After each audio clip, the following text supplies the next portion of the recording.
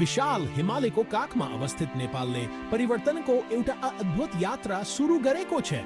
સદીઓ કો રાજતંત્ર પછી દેશ લે એવટા નયા બાટો અંગાલેકો છે। પ્રજાતંત્ર કો સિદ્ધાંત લે ઉજ્યાલો બનાયકો બાટો 2015 માં नेपाल ने एवटा नया संविधान अपनायो जिसले संघीय लोकतांत्रिक गणतंत्र को शुरुआत करियो। नेपाली जनता को आकांक्षा हरू को प्रमाण स्वरूप शासन को यो नया प्रणाली ले आफ्ना नागरिक हरुलाई सशक्त बनाउने थप न्यायपूर्ण र समान समाज निर्माण करने वाचा गर्दछ। यस निबंधले नेपाल को शासन प्रणाली को जटिलता हरुमाथी प्रकाश पार्ने छ।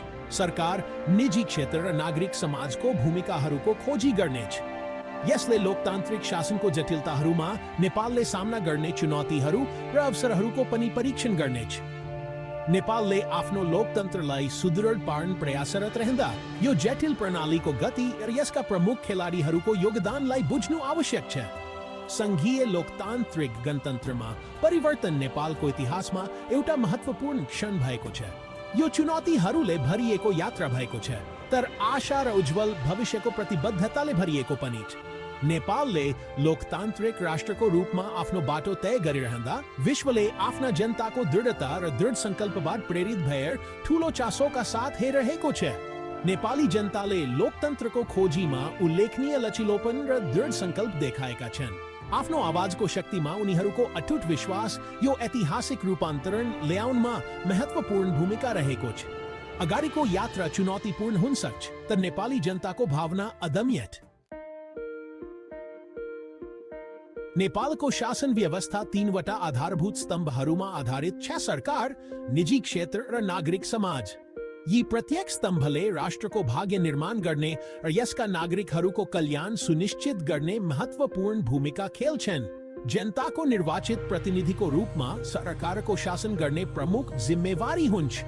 यसलाई नीतिहरू बनाउने र कार्यान्वयन गर्ने, कानून र व्यवस्था कायम गर्ने र जनतालाई आवश्यक सेवाहरू प्रदान गर्ने जिम्मेवारी दिएको छ। नवप्रवर्तन र उद्यमशीलताको शक्तिबाट सञ्चालित निजी क्षेत्रले आर्थिक विकासको इन्जिनको रूपमा काम गर्दछ। यसले रोजगारी सिर्जना गर्दछ, धन सिर्जना गर्छ र राष्ट्रको समग्र समृद्धिमा योगदान पुर्याउँछ। विभिन्न किसिमका संघ संस्था र व्यक्तिहरू मिलेर बनेको नागरिक समाजले सरकार र जनता बीचको महत्त्वपूर्ण कड़ीको रूपमा काम गर्छ। यसले नागरिकहरूको अधिकारको लागि वकालत गर्छ, पारदर्शिता र जवाफदेहितालाई बढावा दिन्छ र नागरिक सहभागितालाई बढावा दिन्छ। नेपालको शासन व्यवस्थाको प्रभावकारिता यी तीन स्तम्भहरू बीचको सुमधुर अन्तरक्रियामा निर्भर गर्दछ। जब सरकार, निजी क्षेत्र र नागरिक समाजले सहकार्य र पारस्परिक सम्मानको भावनाले मिलेर काम गर्छन्, तिनीहरूले चुनौतीहरू पार गर्न र सबैका लागि थप समृद्ध र समतामूलक समाज सिर्जना गर्न सक्छन्। यद्यपि जब यी स्तम्भहरू एक्लै वा अझ नराम्रो एकअर्कासँग द्वन्द्वमा सञ्चालन हुन्छन्, यसले लोकतन्त्रको जगलाई नै कमजोर पार्न सक्छ। थप लोकतान्त्रिक र समृद्ध भविष्यतर्फ नेपालको यात्राको लागि यसका सबै नागरिकहरूको सक्रिय सहभागिता आवश्यक पर्दछ। मिलेर काम गरेर, संवादलाई अँगालेर र एकअर्कालाई जवाफदेही बनाएर नेपाली जनताले उनीहरूको आकांक्षाहरू झल्काउने राष्ट्र निर्माण गर्न सक्छन्। संसारभरका सरकारहरू जस्तै नेपाल सरकारले पनि राज्यको जहाज डोज्याउने विशाल जिम्मेवारी वहन गर्दछ।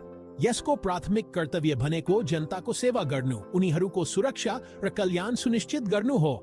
यसमा कानून र व्यवस्था कायम गर्नेदेखि शिक्षा, स्वास्थ्य सेवा र पूर्वाधार जस्ता आवश्यक सेवाहरू प्रदान गर्नेसम्मका विस्तृत जिम्मेवारीहरू समावेश छन्। सरकारको सबैभन्दा महत्त्वपूर्ण भूमिकाहरूमध्ये एउटा आर्थिक वृद्धि र विकासको लागि सक्षम वातावरण सिर्जना गर्नु हो। यसमा राम्रो आर्थिक नीतिहरू तर्जुमा गर्ने, लगानी प्रवर्धन गर्ने र नवप्रवर्तनलाई बढावा दिने समावेश छ। रोजगारी सिर्जना गर्ने, गरिबी घटाउन र सबै नागरिकहरूको जीवन स्तरमा सुधार ल्याउनको लागि एउटा फस्टाउँदो अर्थतन्त्र आवश्यक छ। यस बाहेक सरकारको सामाजिक न्याय र समानतालाई प्रवर्धन गर्ने नैतिक दायित्व छ।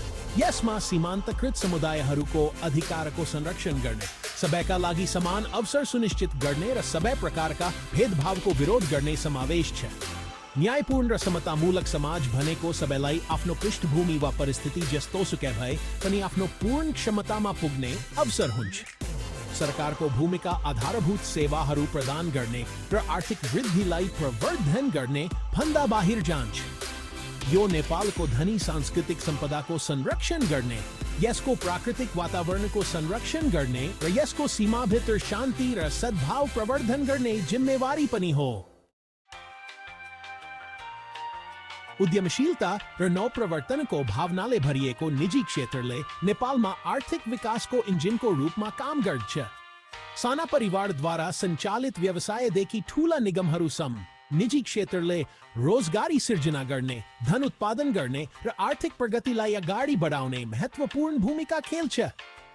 नयाँ उद्यमहरूमा लगानी गरेर, अवस्थित व्यवसायहरू विस्तार गरेर र नवीन उत्पादनहरू र सेवाहरू सिर्जना गरेर निजी क्षेत्रले अर्थतन्त्रमा गतिशीलता दिन्छ, सबैका लागि अवसरहरू सिर्जना गर्दछ। आफ्नो आर्थिक योगदानको अलावा निजी क्षेत्रको नैतिक र दिगो रूपमा सञ्चालन गर्ने जिम्मेवारी पनि छ। यसमा श्रम कानूनको पालना गर्ने, वातावरण संरक्षण गर्ने र समुदायलाई फिर्ता दिने समावेश छ। कर्पोरेट सामाजिक उत्तरदायित्व केवल एक विकल्प मात्र होइन तर समावेशीकरण र दिगोपनको लागि प्रयासरत समाजमा सञ्चालन गर्ने व्यवसायहरूको लागि दायित्व हो। निजी क्षेत्रको वृद्धिको लागि अनुकूल वातावरणको पोषणमा सरकारको महत्वपूर्ण भूमिका छ। यसमा नोकरशाही अवरोधहरू कम गर्ने, समान अवसर सुनिश्चित गर्ने र लगानीको लागि प्रोत्साहन प्रदान गर्ने समावेश छ। जब सरकारले अनुमानित र पारदर्शी नियामक रूपरेखा सिर्जना गर्छ, यसले लगानीकर्ताहरूमा विश्वास जगाउँछ र उनीहरूलाई जोखिम लिन प्रोत्साहित गर्दछ, जसले गर्दा ठूलो आर्थिक गतिविधि र रोजगारी सिर्जना हुन्छ। निजी क्षेत्रको सफलता राष्ट्रको कल्याणसँग जोडिएको छ।